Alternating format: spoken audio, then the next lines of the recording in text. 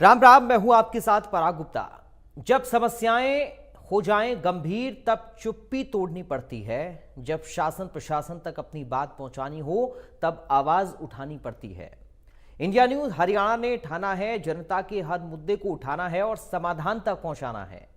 जब बातें होने लगती हैं गोलमोल तब जरूरी हो जाता है हल्ला बोल।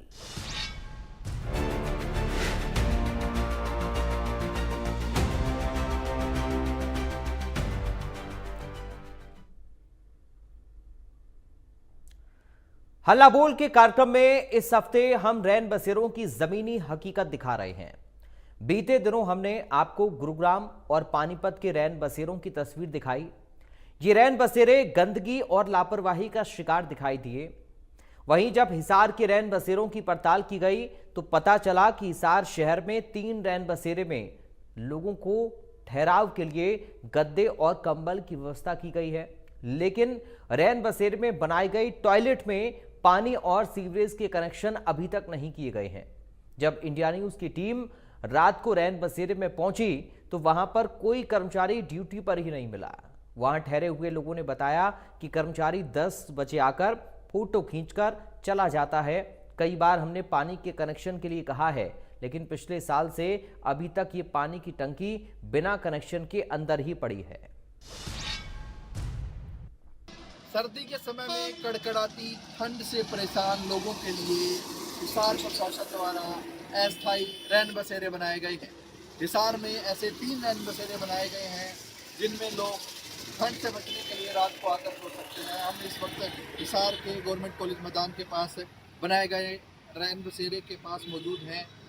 चेक करेंगे, रियलिटी चेक करेंगे, क्या कुछ सुविधाएं यहाँ पर प्रशासन के द्वारा दी गई हैं, क्या लोग उसका फ़ायदा उठा रहे हैं या नहीं, टाइम से ये खुलते हैं या नहीं, लोगों को कहीं ना कहीं ठंड से बचने का जरिया या उपाय यहाँ मिल पा रहा है नहीं।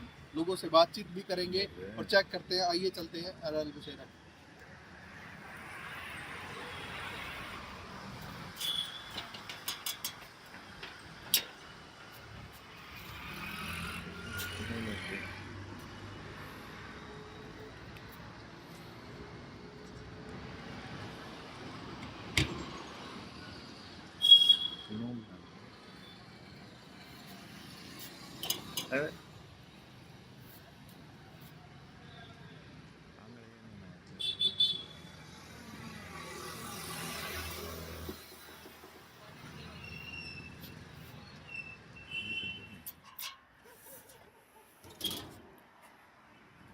कितने लोग आके यहाँ पर रुके हुए हैं?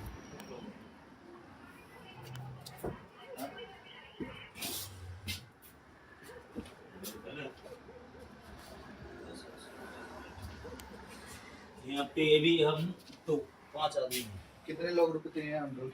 रोज 5 आदमी। 5 आदमी रुकते हैं। कहाँ के रहने वाले हो? हम बिहार का जी। बिहार का। क्या काम करते हो यहाँ पे? हम कागज चूकते हैं। कागज का। अच्छा, तो कितने दिन से रुक रहे हो यहाँ पे? यहाँ पे देखो पिछले महीने 12 तारीख के हमने खोले थे इसको। अच्छा 12 तारीख से हम इसमें रुक रहे हैं। अच्छा, तो क्या सुविधा दी गई यहाँ पर प्रशासन की तरफ से? प्रशासन सुविधा यही दिया गया है कि एक कंबल एक गद्दा है। अच्छा,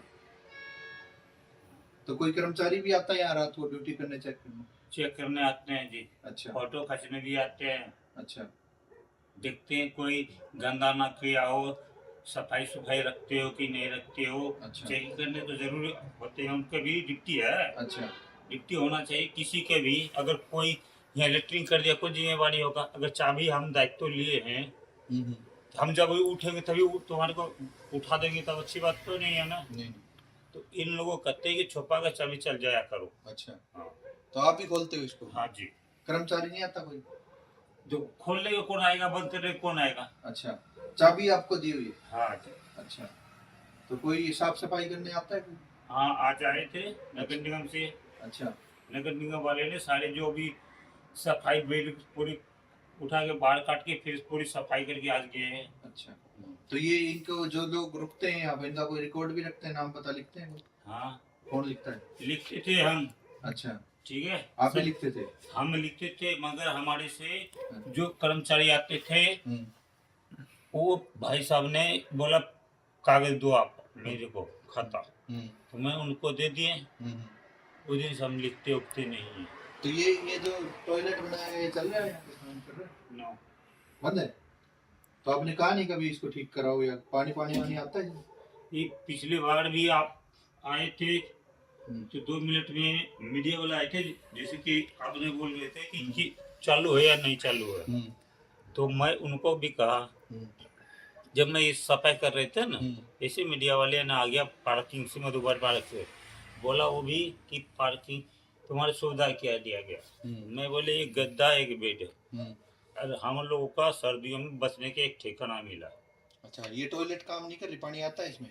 पानी टंकी नीचे, तब पानी कहाँ से आएगा? अच्छा, आपने कभी कहा उनको पानी का कनेक्शन कर दो, चालू कर दो इसको, जो कर्मचारी आते हैं? हम कुछ भी नहीं किया। कुछ नहीं कहा? तो इसका रिकॉर्ड भी मतलब आप ही रखते हो सारा, कौन आता है, ताला वाला आप ही बोलते हो इसको? हाँ जी। अच्छा, तो आप क्या वाले सौंप दिया प्रशासन? प्रशासन की क्या पे कि भाई वो आएगा 10 बजे, 10 बजे तक हम बाहर रहेंगे खड़ा। अच्छा, 10 बजे आता है कर्मचारी? हाँ, आता है रोज? डेली कंटिन्यू अच्छा, और आगे चला जाता है? आते हैं, फोटो फाटो खींच के फिर जाते हैं। अच्छा, कौन आता है, कोई नाम पता है? गौरव नाम है। तो देखिए, प्रशासन की तरफ से कर्मचारी की ड्यूटी लगाई गई है, लेकिन वो 10 बजे पहुंचते हैं, फोटो खींचकर चले जाते हैं। उनकी ने चाबी जो है इन कर्मचारी को ही दी हुई है। ये व्यक्ति है जो लोग ज्यादा 1 महीने से यहाँ पर रुक रहा है, कागज चुगने का एक काम करता है, इसी को चाबी दी हुई है, यही इसको बंद करता है, ये खोलता है। कर्मचारी सिर्फ 10 बजे फोटो खींचने के लिए एक बार यहाँ पर आते हैं। टॉयलेट को लेकर हम आपको दिखाना चाहेंगे, जो पानी की टंकी है वो ही उतार कर यहाँ पर रखी हुई है, कोई इसका कनेक्शन नहीं है, सिर्फ उतार के इसको यहाँ पर रख दिया गया है। टॉयलेट बंद है, इसमें कोई कनेक्शन नहीं है, ना ही ये चालू हालात में है, क्योंकि पानी नहीं आएगा तो इस्तेमाल इसको नहीं कर सकते। तो ऐसे में लोगों की तरफ से लगातार ये मांग की जा रही है, जो लोग यहाँ पर रुके हुए हैं वो कर्मचारियों से भी कहते हैं कि इसको शुरू करवाया जाए, लेकिन अभी तक सर्दी शुरू हुए 1 महीने का लगभग समय हो चुका है, लेकिन अभी तक पिछले साल से भी नहीं हुआ है। अच्छा, पिछले साल से भी नहीं हुआ है। और बताओ, पिछले साल से पानी नहीं आया? नहीं आया। ये टंकी कितने टाइम से रखी है? पिछले साल से 1 साल से रखी हुई है। हाँ, पिछले साल से भी हमने तो लिए थे, इस खोलने का बंद करने को बताओ। पिछली साल भी आप यहीं रहते थे? हाँ जी। तो चलिए, ये एक व्यक्ति है, बिहार से है, कागज चुगने का काम करते हैं। ये कह रहे कि पिछले साल भी जो है ये इसी में रहते थे, लेकिन पिछले साल भी से ये टंकी जो है यहाँ पर रखी हुई है, कोई इसका कनेक्शन नहीं हुआ टॉयलेट का, कोई पानी की व्यवस्था यहाँ पर प्रशासन के द्वारा नहीं की गई। अब ऐसे में कोई कर्मचारी यहाँ पर ड्यूटी पर नहीं है, यहाँ कोई भी आए, कुछ भी घटना हो जाए तो कोई भी कर्मचारी यहाँ पर उपलब्ध नहीं है।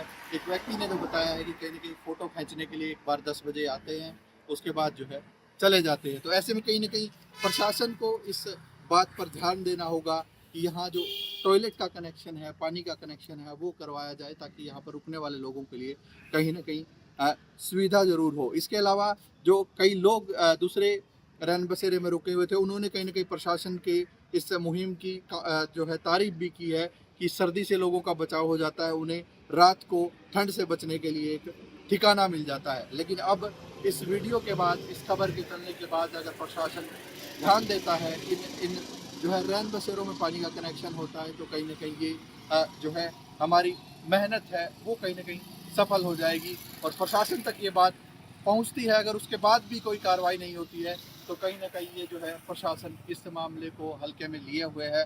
प्रशासन लगातार जो है इसको लेकर संजीदा नहीं है, क्योंकि अधिकारी जरूर विजिट करते होंगे, अधिकारियों तक जरूर रिपोर्ट जाती होगी कि यहाँ जो है इतने लोग सो रहे हैं, क्योंकि जैसा कि जो है वहाँ पर बताया गया कि फ़ोटो खींचकर भेजे जाते हैं, तो कहीं ना कहीं वो अधिकारियों को ही भेजे जाते होंगे। लेकिन सुविधाओं क्या क्या दी गई हैं वो भी जो है अधिकारियों को यहाँ पर ध्यान रखना चाहिए। कुलदीप सिंह।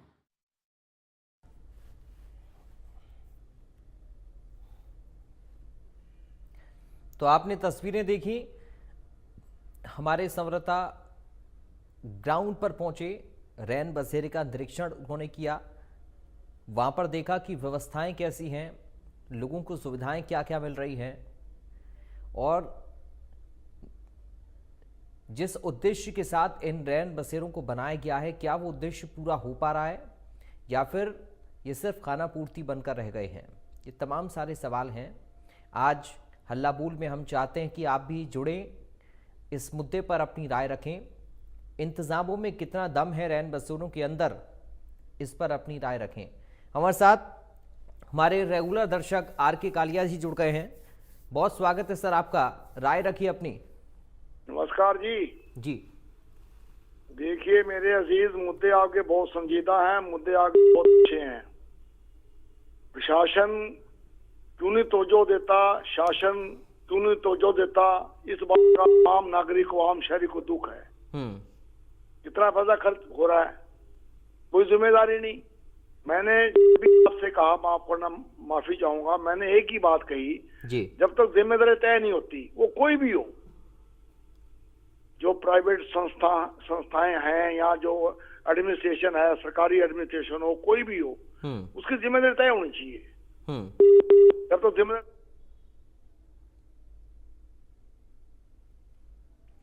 चलिए, बहुत शुक्रिया आपका RK कालिया जी, जुड़ने के लिए, अपनी राय रखने के लिए। कैथल से ईश्वर हमारे साथ जुड़ गए, एक दर्शक। ईश्वर जी, आपका स्वागत है, अपनी राय रखिए। सर नमस्कार। जी नमस्कार सर। सर मैं कैथल से बोल रहा हूँ। सर मेरे कैथल प्रशासन से एक अपील है सर। खुराना रोड पे बस स्टॉपेज है सर, उसमें मैं पिछले 3-4 साल से देख रहा हूँ कंटिन्यू 4 से 5 बंदे कंटिन्यू रह रहे हैं सर। ठीक बस स्टैंड के सामने ही नगर पालिका कमेटी ने वॉशरूम टॉयलेट वगैरह बना रखे हैं, लेकिन सर उसके अंदर इतनी मतलब सीटें वगैरह सारी टूटी हुई हैं, कोई पानी की सुविधा नहीं है, बहुत परेशानी है सर। कैथल प्रशासन कमेटी से मैं अपील करना चाहूंगा कि वो वॉशरूम की सुविधा बिल्कुल अच्छी। धन्यवाद ईश्वर जी जुड़ने के लिए, और हम उम्मीद करेंगे कि आपने जो अपील की है वो प्रशासन जरूर सुने और उस पर काम भी होना चाहिए। जलेर सिंह रोहतक से जुड़ गए हमारे साथ। जलेर सिंह जी, आपका स्वागत है, राय रखिए अपनी। नमस्कार जी। पहले तो आपका बहुत बहुत धन्यवाद। ऐसे पैकेजदार ये मसले जो हैं आप जनता में उठाते हैं। दूसरे ये है कि रैन बसेरे बनाए जाते हैं तो इसके लिए प्रशासन जो है प्रयासरत होता है, लेकिन ये थोड़ा सा सिटी के क्लोज हो, साफ सुथरी जगह पे हो, थोड़ी सी ऊंचाई के ऊपर हो, ताकि पानी वानी का जो है ज्यादा हो ही ज्यादा बह जाए। दूसरा मेडिकल का इंतजाम हो। दूसरा शराब भी, वह भी ये जो तत्व है शराब की वो अंदर ना है, वहाँ पर सुपरवाइजर होना चाहिए, पानी का इंतजाम होना चाहिए, नहाने का भी और पीने का भी। दूसरा बिस्तर भी जो है वो सर्दी के लिहाज से बिस्तर होना चाहिए, और ये नहीं है कि सुपरवाइजर जो है वहाँ से चला जाएगा। सुपरवाइजर को वहाँ जाना नहीं चाहिए, और 24 घंटे जो है अगर वहाँ पे सुपरवाइजर सर्विस हो जाए, सुपरवाइजर, तो बहुत ही अच्छा होगा। तो प्रशासन से हमारी उम्मीद है कि ऐसे ठंड के मौसम में हर जीव को कोई न कोई शेल्टर चाहिए। तो हाँ, हम बड़े धन्यवादी होंगे प्रशासन के अगर वो इन बेसहारा लोगों के लिए थोड़ा सा ध्यान दें और हर प्रकार की सुविधा दें। बहुत धन्यवाद जलेर सिंह जी आपका जुड़ने के लिए और अपनी राय रखने के लिए।